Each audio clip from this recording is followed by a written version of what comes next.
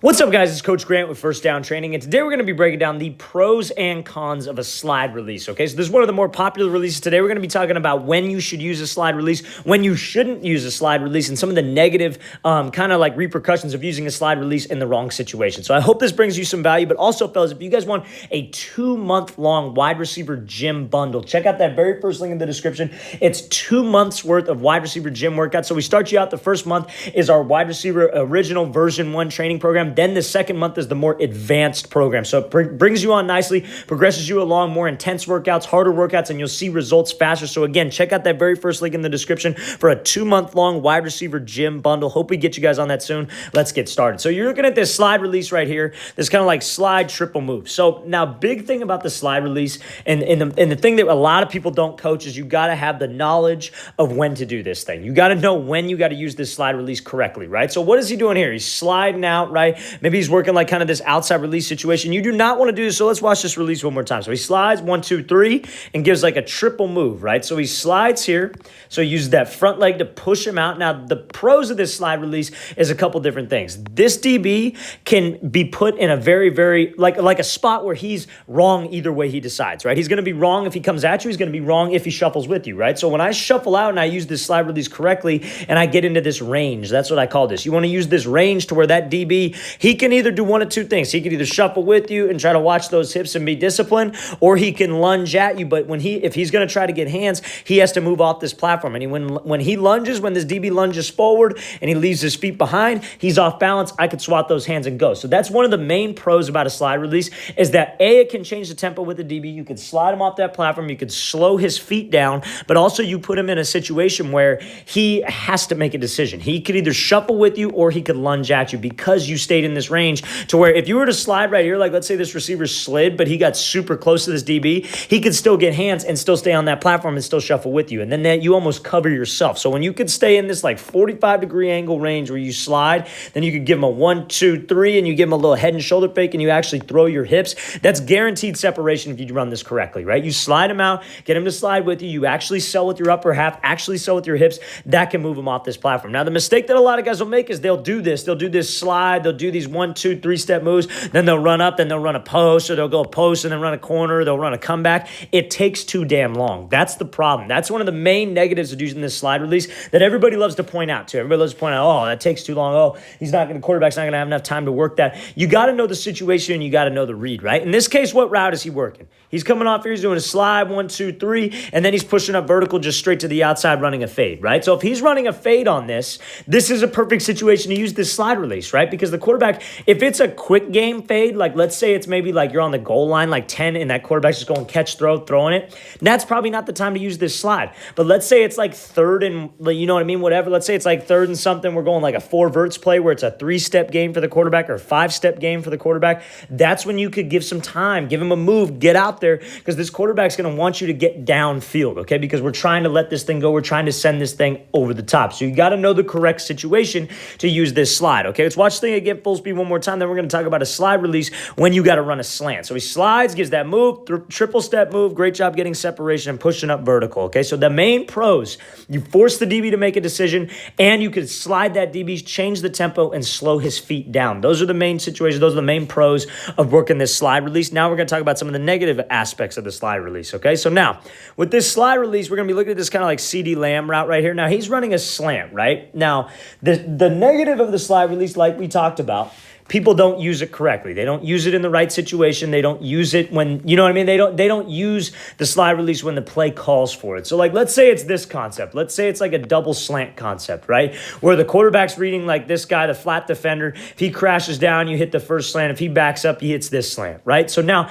that's a first read slant. If this dude crashes down, you got to be right there in that window right now. And it's quick game. Quarterback's just catching and throwing, right? So a slide release like this kind of a tempo of a release probably is not the best way to go. Probably is not the best thing to best thing to use. You might want to use maybe just like a straight diamond release where you take off and go 1, 2, 3 steps on a 45, then slip back underneath, because that's the same timing as a 3-step slant, right? But when you change the tempo down and you hesitate out here, maybe the play concept would be like, let's say you're the furthest outside guy. This is just for a sake of example. And let's say you have like maybe an under route and then you got like a corner, or you got like a post, or vice versa. You got corner post right here. Some kind of high-low concept where the quarterback's going from 1 to 2 back down to you 3. You're the third read, so you can't get to that spot too fast. So you want to make sure that you delay, let the play develop, try to move this DB off that platform, then I slip back underneath. That's the main keys. That's where a lot of guys screw up. A lot of guys will do this slide release on any given situation, and they'll do it on the wrong routes. They'll have to run like a 12-yard dig route, and they're the first read, and they'll give a slide, they'll give a move, then they'll burst up, then they'll give a move at the top, and it already took 6 seconds. You know what I mean? That's the problem. That's where a lot of people don't understand the timing. A lot of receivers who have never had that quarterback experience, I'm lucky to have had both, they don't understand the timing of that. They don't understand the timing of, okay, what's the quarterback looking for? The quarterback expects me to be here right now, so I got to come off with something efficient. I got to come off the line with something quick based on the timing of the play, right? So the slide release, I really only personally teach it on a slant and a fade, because those are the only two that I feel you have time to do it on. Now we're going to be talking about how you can build off of this. Another pro of the slide release. Just watch this thing full speed one more time. So this release, guarantee you, nobody at this level of football, obviously CeeDee Lamb, very talented receiver, nobody at this level of football is going to be working this slide release on a first read situation. It's going to be probably a third read situation. It's a different type of play concept, different type of play type. So that's why they're working this. I'm just saying you don't want to do this when you are a first read. Like, let's say even if it's a bubble slant concept, that thing's coming hot right now. So let's just go. Let's make sure we get off the line and we just go. So watch it again full speed. Great job being patient, moving that DB off the platform, then getting out of this break. Okay, so now we're going to be looking at this right from Jerry Jeudy. We're going to be looking at 2 routes,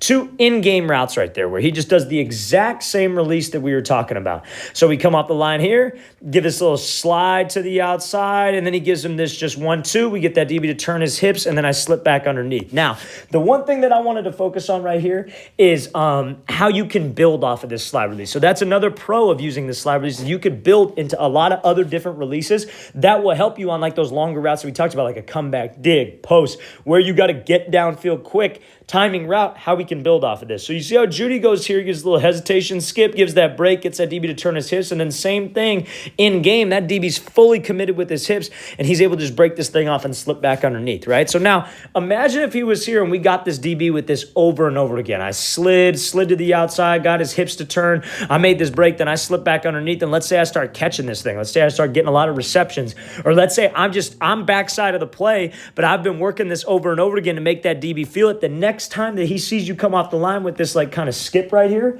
let's say he sees you skip, but he stays disciplined to the inside, his shoulders stay square, I could just skip and then just go. And I could work to restack. I could beat him over the top on a fade. I could work to the outside, run a comeback, run an out, run a corner, whatever it is, you can do that off of that slide. So it's like this little slide. You're not making a move off of it, but that tempo, you make that look the same off the line of scrimmage. If you can make all your routes look the same, that's how you get a ton of separation. If you guys make your routes look the similar, like from point A to point B, stem to break point, all your routes look similar, and you do similar stuff, it doesn't get complicated. You don't have 10 different releases in your head that you could use, and you start to panic, you overthink it, and then you're jammed off the line. You got 5-6 different things that you approach, come into the game with, ready to go, ready to use those 5 things, and they all build off of each other for the different routes in your playbook. If you're in high school and you're an X or a Z receiver, like let's say you're the outside receiver, how many routes do you really have?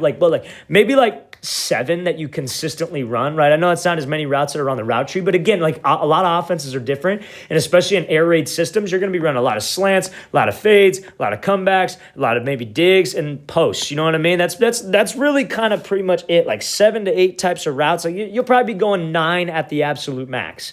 So you could have 5 different releases for 9 different routes, dude. It could look the exact same. Everything can build, right? So like maybe for your slants, and then maybe for like your fades, you build off of this slide. You maybe slide, give a move, and then go. Slide, give a move, and then go. And then you got to run a dig. Then you got to run a post. Then you got to run a comeback. Maybe you just do that little hesitation slide and then burst up. So that DB doesn't know what's coming. He doesn't know if you're going to slide and just take off. He doesn't know if you're going to slide and make a move. So it's all about making yourself making yourself not being one-dimensional. That's what I'm trying to say. Don't be one-dimensional. Have many tools in your pocket, okay? So let's watch these two releases again. Great job making them look the same. Great practice example. Great in-game example of that slide release being nice and patient and how that could set up other things for you later in the game. All right, guys, I really want to thank you for watching. I really appreciate it. If you guys have any questions at all, please leave those in the comments below. I will get back to you as soon as possible. And also, fellas, 2-month-long wide receiver gym training program. Check out that very first link in the description. 60 days of workouts, right? First month, again,